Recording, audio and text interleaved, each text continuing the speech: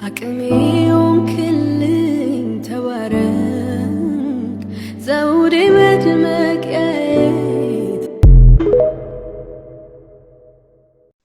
በህዝቡ ላይ ጫና ሊያመጡ በጣም ብዙ ርቀት ሄዱ። ጠላት የእናንተን ነገር ለማስቆም በጣም ብዙ ርቀት ሊሄድ ይችላል። በጀት አስመድቦላችሁ ይመጣል።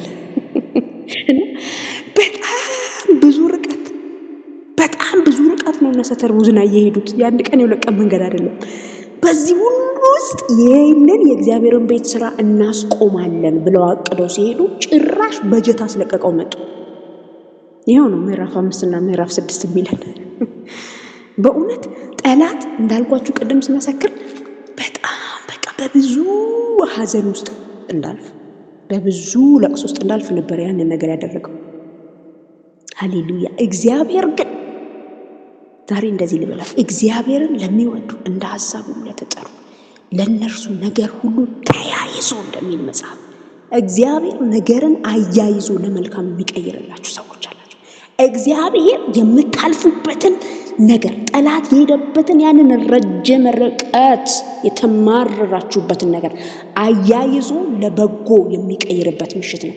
እነዚህ ሰዎች በእውነት ብትጠይቋቸው እግዚአብሔር ስሩ ብሎን ነው፣ እግዚአብሔር ተናግሮን የጀመርነው ይህ ነገር ምንድነው የሚያስብል ጉዳይ ነው። ነገር ግን እግዚአብሔር ይህ በጀት ይመደብ ዘንድ ለእግዚአብሔር ቤት ስራ በጀት ስለሚያስፈልግ ይመደብ ዘንድ ይህንን ማዕበል፣ ይህንን የማስቆም ማዕበል ወደ ህዝቡ ሲያመጣ ታያላችሁ። ስለዚህ እኛ ምን እናድርግ? ወደ ራሳችን ህይወት እናመጣ ፈልጋለሁ። ወደ ራሳችን ምን እናድርግ? ለእግዚአብሔር ቤት ቅድሚያ እንስጥ። የመጀመሪያው ነጥብ ነው። ለእግዚአብሔር ቤት ቅድሚያ እንስጥ። እነዚህ ሰዎች የሰሙትን ትንቢት ሲሰሙ እርሻም ያለውን እርሻውን ትቶ በሌላ ነገር የባዘነውንም እግዚአብሔር እፍ ያለበትንም ነገር ትቶ ቀጥታ ለእግዚአብሔር ድምፅ ስሜት እንዳደረገ፣ ለእግዚአብሔር ድምፅ እንደተገዛ እግዚአብሔር ሲናገር በነነቢይ ሐጌ በኩል ሲናገር፣ በነነቢይ ዘካርያስ በኩል ሲናገር ህዝቡ ሰምቶ የእግዚአብሔርን ቤት ሊሰራ እንደተሰበሰበ ለእግዚአብሔር ቤት ስራ ቅድሚያ ስጡ። ለራሳችን ቅድሚያ እንሰጣለን። ለራሳችን ምቾት ቅድሚያ ልንሰጥ እንችላለን። ቆይ ይሄን ነገር ላድርግና ከዛ አገለግለዋለሁ፣ እቺ ነገር ልጄ ይበልና ልንል እንችላለን። ነገር ግን የእግዚአብሔር ቤት ከምንም ይበልጣል። ለራሳችሁ መቅደስ፣ ስለዚህ የአራት በአራት ህንጻውን ብቻ አይደለም ማውራችሁ፣ ለዚህ እግዚአብሔር ለሚኖርበት ቤተ መቅደስ ቅድሚያ ስጡ።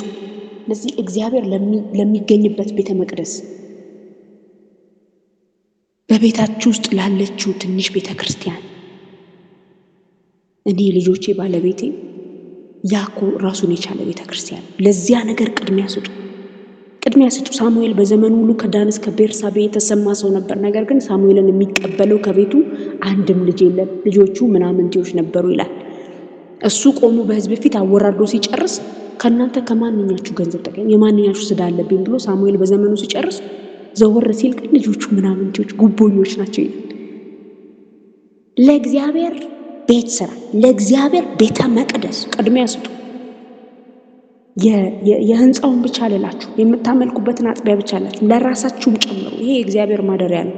እግዚአብሔር ለማደሪያነት የመረጠው እሑድ ጠዋት ሄደን 6 ሰዓት የምንወጣበትን ስፍራ አይደለም። ይሄን ሰውነቱ እንግዲህ ወንድሞች ሆይ ሰውነታችሁን ሕያውና ቅዱስ መስዋዕት አድርጋችሁ ለእግዚአብሔር ደስ የሚያሰኝ አድርጋችሁ ታቀርቡ ዘንድ በእግዚአብሔር ርኅራኄ እለምናችኋለሁ አለ። ኦቶሪቲ ያለው ሰውየው እኮ ጳውሎስ ሲናገር ኦቶሪቲ ያለው ስልጣን አለው። አንዳንዴ እኮ እንትን ሰዎች በዱላ ልምጣባችሁ እንደ ይላችኋል እኮ ስልጣን አለው ሊመታቸው፣ ሊቀጣቸው፣ ሊገርፋቸው እንደ ልጅ። ነገር ግን እንደዚህ የሰውነትን ጉዳይ ግን በርኅራኄ እለምናለሁ ይላል። እለምናችኋለሁ እያለ ይናገራል። ያው ደስ የሚያሰኝ ራሳችንን እያየን እናልፍበት ስለፈለኩኝ ነው። ስለዚህ ለእግዚአብሔር ቤት ቅድሚያ ስጡ። የእግዚአብሔርን ቃል አድምጡ። ሁለተኛው ነጥብ የእግዚአብሔርን ቃል አድምጡ። እግዚአብሔር ምንድነው የሰጣችሁ ራእይ? እግዚአብሔር ለአልሚ የሰጣት ራእይ ምንድነው? ለትራስ የሰጣት ራእይ ምንድነው?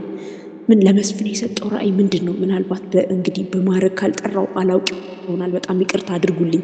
ለቢሹ የሰጠው፣ ለኔ የሰጠኝ፣ ለፍሬ የሰጣት በእያንዳንዳችን ውስጥ የተሰጠን ራእይ ያለ ለቤተ ክርስቲያን ይጠቅም ዘንድ ምንድን ነው ያ ራእይ? ስሙ። ለእግዚአብሔር ቤት እነዚህ ሰዎች ቅድሚያ ለመስጠት ሰምተዋል። በእነ ሐጌ በኩል እግዚአብሔር ድጋሚ መጥቶ ሲናገር ሰምተዋል። እኔ እንጃ አላውቅም፣ ውስጤ እንትን ያለ ይመስለኛል፣ እንትንም ጋር ውስጤ አለ። እኔ ግን የትኛው እንደሆነ እንጃ። አይደለም እግዚአብሔርን ልንጠይቀው ይገባል፣ ልንሰማው ይገባል። ግድ ነው። በእኛ ውስጥ ያስቀመጠው አኮምፕሊሽ ልናደርግለት የፈለገው ያ መስቀል ምንድን ነው? አሁን ብዙ ጊዜ የምንቸገረው የራሳችንን መስቀል እየተሸከመ ነው የምንሮጥ እና ሩጫዬን ነው ህይወታችን። ብዙ ጊዜ ሩጫዬን ጨርሻለሁ ይሆንብን።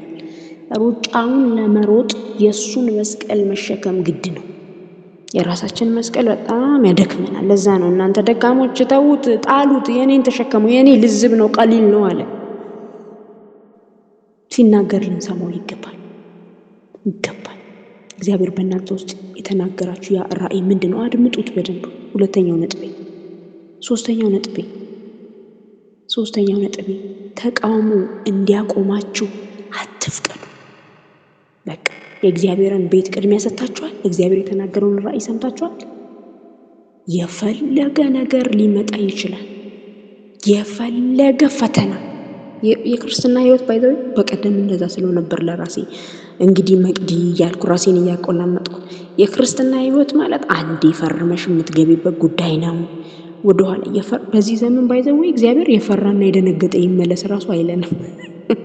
በጌዲዮን ጊዜ ጥሩ ነው የፈራና የደነገጠ ይመለስ ሲል የፈራው የደነገጠው ላጥ ብሎ ተመልሷል። አሁን የለም በክርስቶስ ኢየሱስ ደም የመጨረሻ ፊርማ ፈርመን የገባ ነው።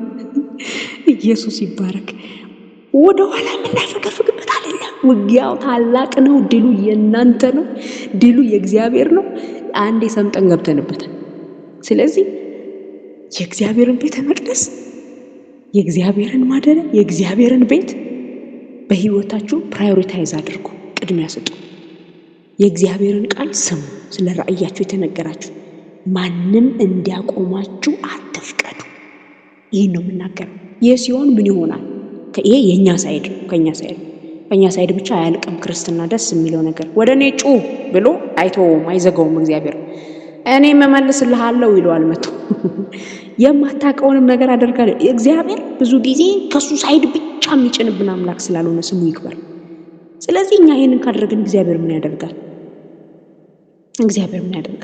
አይኑን በእኛ ላይ ያደርጋል። ሃሌሉያ። ይህን ክፍል ስታነቡ ምዕራፍ 5 ላይ የእግዚአብሔርን ቤት እንዲሰሩ በነቢያቱ በኩል ቃል አመጣ። እነዚያ 2 ሰዎችና ግብረ አበሮቻቸው መጥተው ሊያስቆሟቸው በፈለጉ ሰዓት የእግዚአብሔር አይን ግን በሽማግሌዎቹ ላይ ነበር ይላል። አይኑ በእናንተ ላይ ነው። የእግዚአብሔር ቤትን ስራ ስትጀምሩ የእግዚአብሔር አይን በእናንተ ላይ ነው።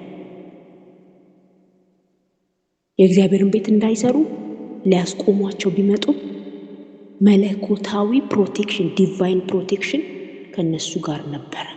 እግዚአብሔር አገልጋዮቹን ይጠብቃል፣ ያስጠብቃል። አንዴ በጣም ማልረሳውን ነገር አይ ቲንክ ትብለጽ ነች ስትናገር ሰምቻለሁና